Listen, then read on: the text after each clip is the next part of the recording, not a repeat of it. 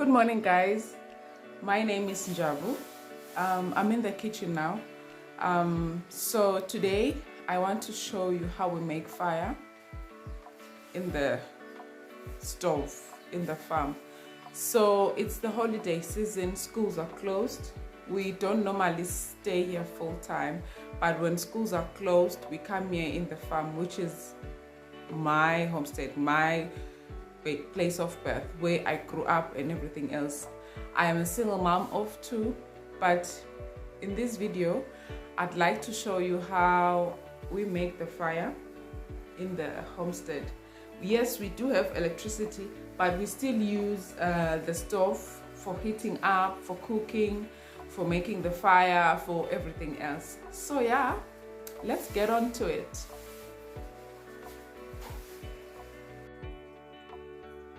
Good morning, guys. I just woke up in the farm. It is very cold and raining. As you can see, the weather is not nice today. Let us go and make fire. Come and you make fire with me. This is the outside. Very gloomy weather. Very, very cold. Let us go to the kitchen and make fire. The kitchen is not in the same house that I was sleeping at. We have a main house, which is this one. We have a rendezvous where my brother sleeps, and that's the kitchen over there. So the kitchen is outer. It's outside from the main house because we have a stove, and yeah, it's not the normal kitchen where there is a electric stove, blah blah blah. Basically, this is a farm. This is a farm, you know, where my homestead is. So go with me into the kitchen and see how we make fire.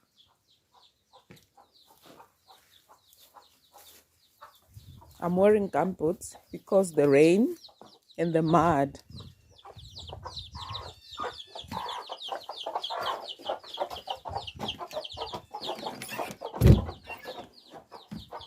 Here we are in the kitchen. This little cat already has woken up and he wants some petting. Hello.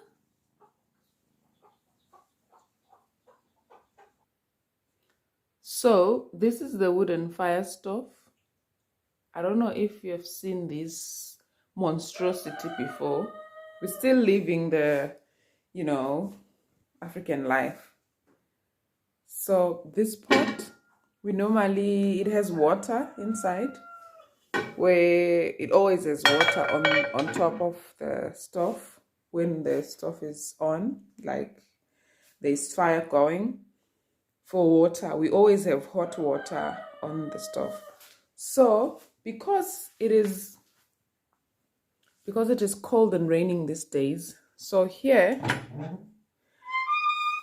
we put our wood to try and dry it, because as you can see, it is cut from almost wet wattle trees, not dry ones, because we no longer have dry trees here.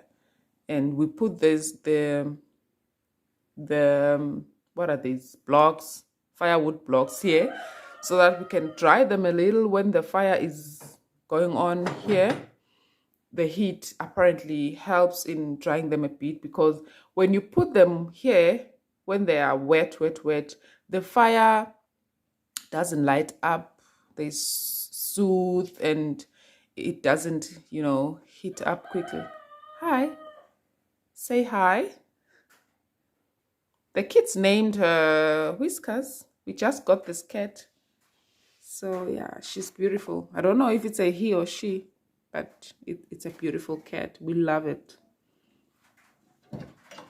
Also here, this is here where we take the wood from outside.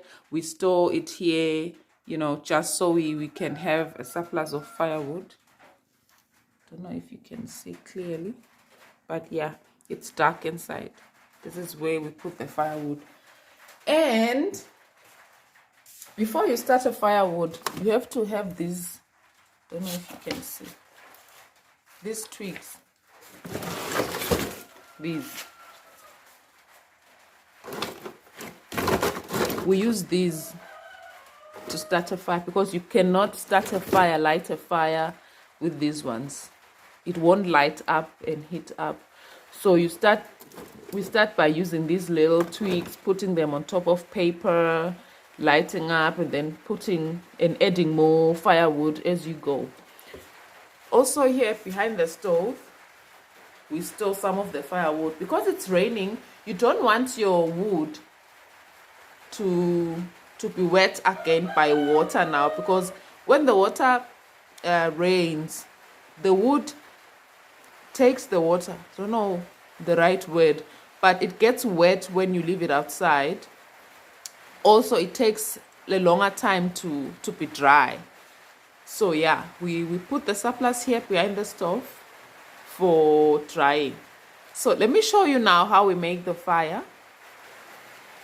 It has started to rain again, so I hope you will hear me through on this video. You open here, there's ash.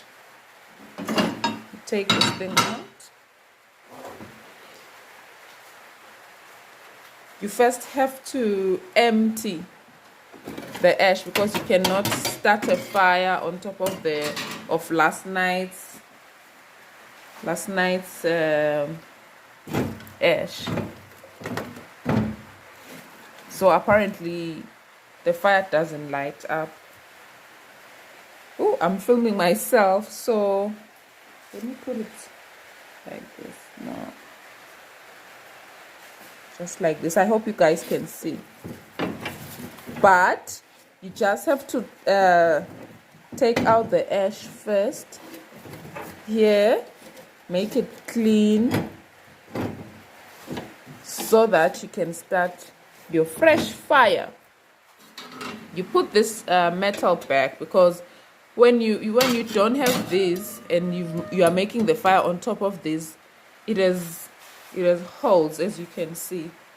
So the fire just goes down and you don't have a sustainable fire. So you put it like this.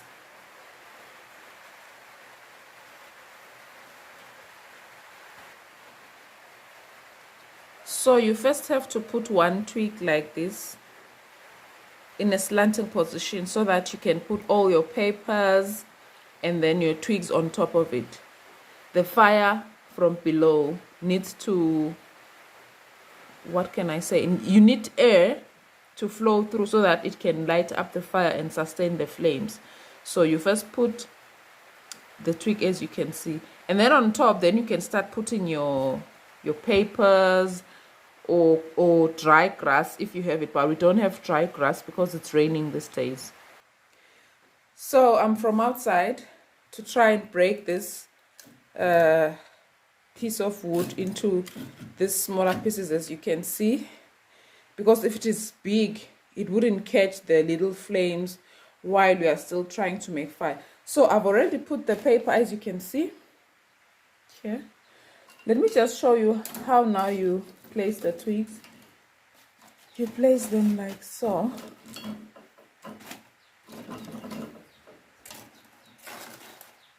Different positions so that the fire can breathe. I remember at school during our science class, the teacher said for fire to burn, there's to be oxygen for combustion. Yeah, so I think that's why you have to like leave this space so that the oxygen can flow and sort of like help the fire in burning. Yeah, right. So this is how you put it. This one is too long, but let's see.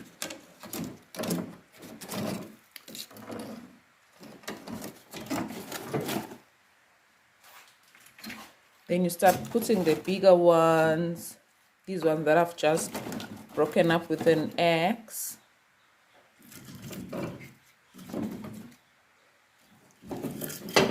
You place them like this.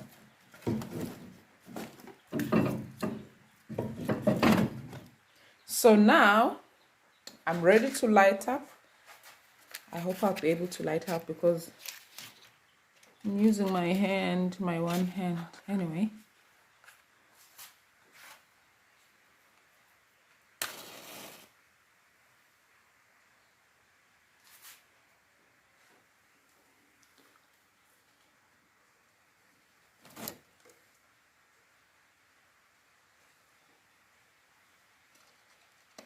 So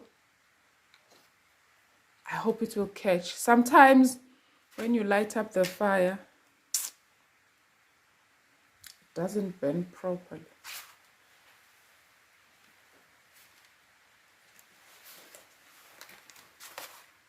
So I'm gonna try to have one extra piece of paper on my hand so that I can use it for helping to light up.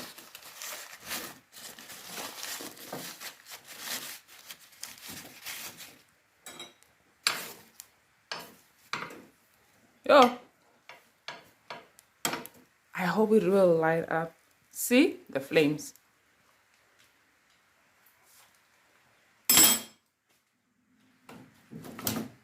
Oops. But this is how it is basically inside. So I'm hoping the flames will catch on these twigs and obviously this bigger wood, and then it will start burning properly without now. Then I'm gonna close up here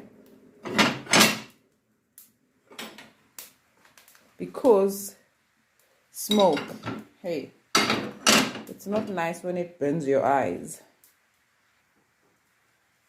Okay, now I'm going to dust up the stove, try to make it clean.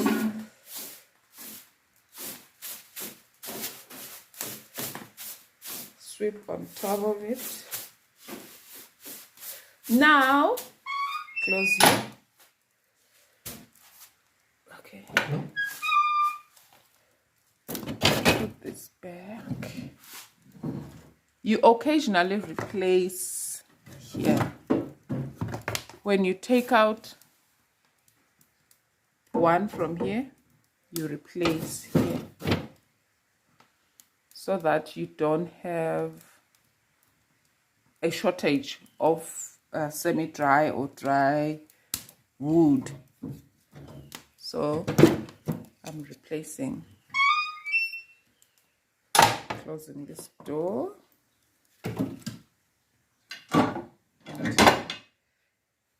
Like she doesn't care about anything in the world at all. Hi, she's so cute.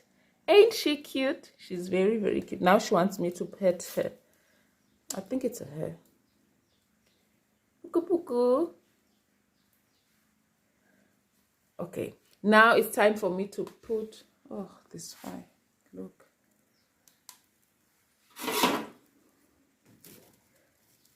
Let me try and poke it a little so that the flames don't die. See, it will pick up at its own time. Yes.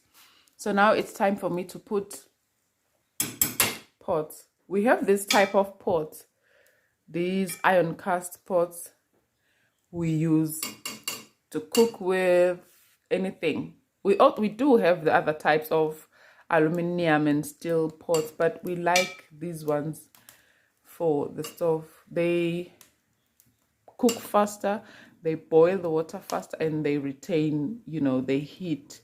They retain heat even if when it's sunny and you've finished cooking, you've put aside the pots by this side of the stove. Then you are dishing up at around lunch, so the food is still a bit warmer when you use this type of pot. So but this one is for water. So let me show you for the porridge and the whatnot, stew and everything else. So yeah, let me show you. So I have already poured water. This one is for thin porridge. I don't know if you know thin porridge, but it's what we start eating first before, like when the kids and everybody else wakes up. Thin porridge is sort of like oats, your cereal. Yeah, but then it's not porridge, which is hard for eating lunch. It's something like, it's sort of like watery. It is made from mealie maize meal, putting water and putting it in a container overnight so that it sort of like ferments, and then you cook in the morning your thin porridge. So this one, it will be for porridge. I don't know what are we going to have for as a stew today, whatever, but yeah, I'm just putting these two for now so that they can boil, and then I start cooking thin porridge and porridge. So you occasionally have to check the fire and put in extra firewood, because if you don't, it will show you flames, like literally it wouldn't light up. It will just die. It will just die down, and then you start all over again. So yeah, here my pot. I will also put the teapot on that other side for tea. So voila, this is how it is now on top of the stove. The smoke coming out here. Anyways, so this is the teapot. I've already poured water and put it on the stove. This is for thin porridge. This is for porridge. This is just for hot water, that we always have it, like no matter what. Even if you can make the fire and not cook anything, but the pot always has to be there for hot water when you need to have a bath, somebody wash the dishes, when you are cooking something and then you are adding on in the pot, whatever. Just we always have this pot for hot water, always. So yeah, guys, this is how in the morning, this is basically my morning routine here in the farm. Even if I were to go, before going to work, it's the holidays, it's Saturday today. Even if I was going to work during the week, I wake up, come and make the fire here in the kitchen, put the pots on the stove. But when I'm going to work, I take this pot and put it in this position so that the water can heat up faster, so that I can bath, because I need to be at work around 8. So yeah. But basically, this is what normally happens in the morning in the farm. When we wake up, we just make the fire, we put the pots on top of the stoves, and we sweep the floor. Then the pots start boiling, we cook. And yeah, also at the same time, the kitchen is warm, everybody is happy. So that's it, guys.